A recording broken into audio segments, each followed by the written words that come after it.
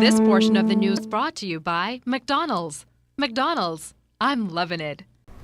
Now, more questions concerning the Gender Equality Bill number 4 having made changes to the bill to define sex as being male or female. Well, co-coordinator of the Constitutional Commission's education campaign, Justice Ruby Noddet, says they may consider including "at birth" in the wording of the bill. The purpose of this, she said, would be to eliminate the possibility of a person claiming another gender following sex reassignment surgery. As I understand it, Mr. Bain, we are born with some chromosomes scientifically in our makeup, our genetic makeup. And at birth, those chromosomes are either XX or XY. And one will say that you're a male if you have the chromosome XX, and one will say that you're a female if you have it, I think it's XY, all right? However, now I'm going to say this, if as a public we feel that that makes it clearer, and this is something for the politicians as well as you, if we feel that we would be more comfortable, I guess I'm using the word comfort, but please don't think I'm trying to purport comfort. I just mean if you feel that it makes it clearer to you to say at birth, I think it's something we could take to our politicians. The Attorney General's office tonight has taken steps to address challenges faced by people who appear before the courts on serious offenses without legal representation. Minister of State for Legal Affairs Damien Gomez explained to our Janelle Noel Ferguson that the issue is mainly due to the lack of finances.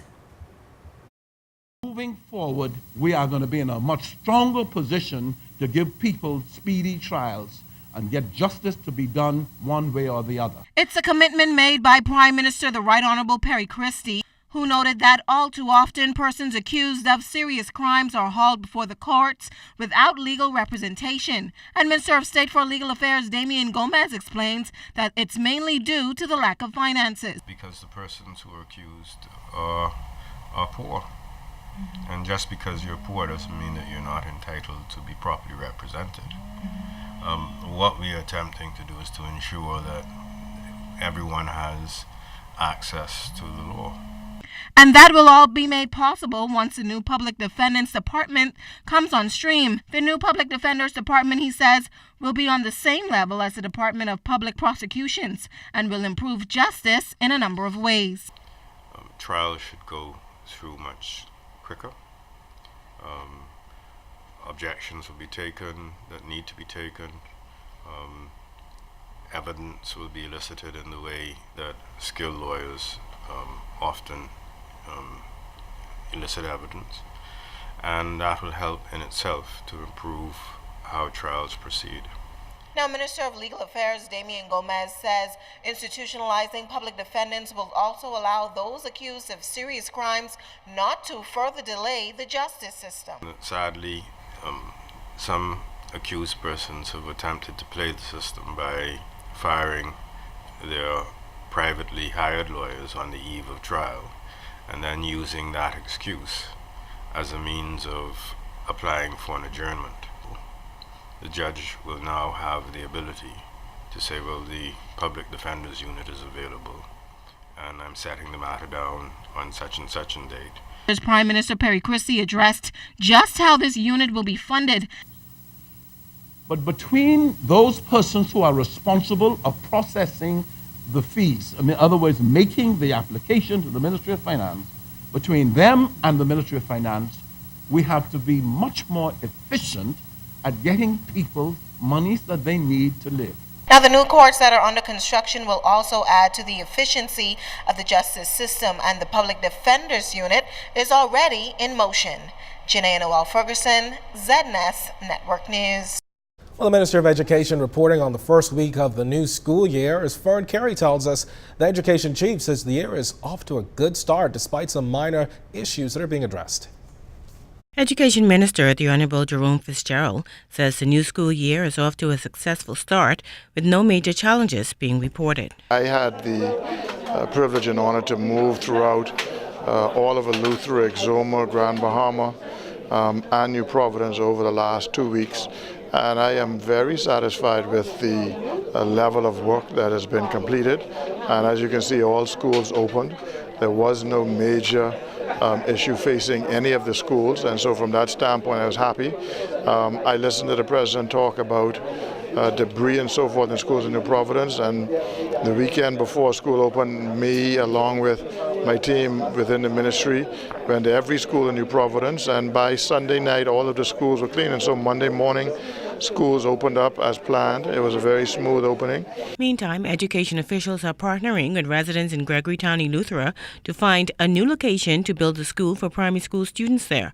This after the president of the Bahamas Union of Teachers, Belinda Wilson, raised concerns about conditions there. We have challenged the residents there to see if there's any location within Gregory Town proper that we can build a facility, because the government has no land in there to build on. But if they can identify a spot for us, because the spot that we have identified is outside of Gregory Town, and we don't know if that would be conducive, and the residents don't necessarily want to have to bus their kids out of the community. And so those are some of the real challenges that exist. And when I was down there, I met with the parents for the North Lutheran High School, where we're going to build a new classroom block to replace that one that burned down, and I went over the plans with them. They were very excited, as we are. Meantime, Fitzgerald noted that efforts are being made to ensure that students are as comfortable as possible until they can be relocated. Corinne Carey, ZNS Network News. Well, the Department of Environmental Health Services is a government agency responsible for policing food establishments and ensuring that the food that reaches consumers comes from a sanitary environment. Health inspectors this evening discussed their standards. Cleopatra Murphy has more.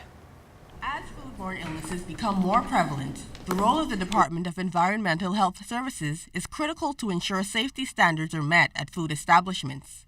Restaurants and food stores must meet required standards to receive a certificate of sanitation that is issued annually. However, Chief Health Inspector Sally Ann Chisholm says the department has power of entry to allow for surprise inspections. Each officer is assigned a particular area, a particular zone. So apart from that, you may see an officer just visit your place randomly, or he or she see fit to do systematic inspections. So inspections can happen anytime. Businesses can fail inspection if food handlers lack a health certificate for improper food storage, rodent infestations, lack of running water, and other infractions. A public health order is issued to allow time for the problem to be corrected. If not, Chief Health Inspector Dwight Allen says inspectors take another recourse. If there's no compliance with that document, we can engage the court process by which prosecution is instituted against the establishment. That could result in either the court overseeing the rectification of the matter, closure, and because environmental violations are criminal, there can be fines and imprisonment. The public can also prompt investigations if they report health issues. Chisholm says the certificate of sanitation should always be on prominent display to show an establishment has met safety standards. However, inspectors can only vouch for what they observe during the time of inspection. The certificate of sanitation is the property of the Department of Environmental Health. So therefore, if it's issued, it can be revoked. And the law states that all food establishments, with the exception, all food establishments must be in possession of a certificate of sanitation.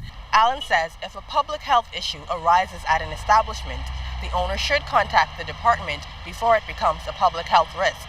The department's advice is free, and it could help resolve the issue. Cleopatra Murphy, ZNS Network News. Well, family, friends, and colleagues gathered at the Ministry of Education today to reflect fondly on the life of the late Jewel Dean, who served as Senior Education Officer for Performing Arts in the Department of Education. The longtime public servant entered the public service in 1972 as a teacher at Stephen Dillett Primary School. Minister of Education, Science and Technology, the Honorable Jerome Fitzgerald, said Dean was an outstanding Bahamian icon who has left her mark at the Ministry of Education. How do you replace someone like Jewel Dean? How do you replace somebody like that? Everyone, we know we're all special, but some people just stand out. That's just the way it is. Some people just stand out and shine brighter than others. And so the following day when I got to the office, I called the director in and I said, Director, we have this issue now with Jewel leaving us, so unexpected. Who do we have to replace her? And he says, you don't replace somebody like a Joe Dane. Director of Culture Linda Moxie Brown was among those giving fond tributes to Dean, who she says wanted to see everyone grow to their potential. There is a road that we all have to walk. From the day God gives us our heartbeat in the womb until the day He takes us back, it's only for that period. We never know how long we're going to be here to share with each and every one of you the gifts and talents that He's blessed us with. God has taken Jewel. She knew. Everybody knows when they're going. Everybody does. And I want to thank God for all the years that Jewel and I have shared together as crazy cousins. This portion of the news was brought to you by McDonald's. McDonald's, I'm loving it.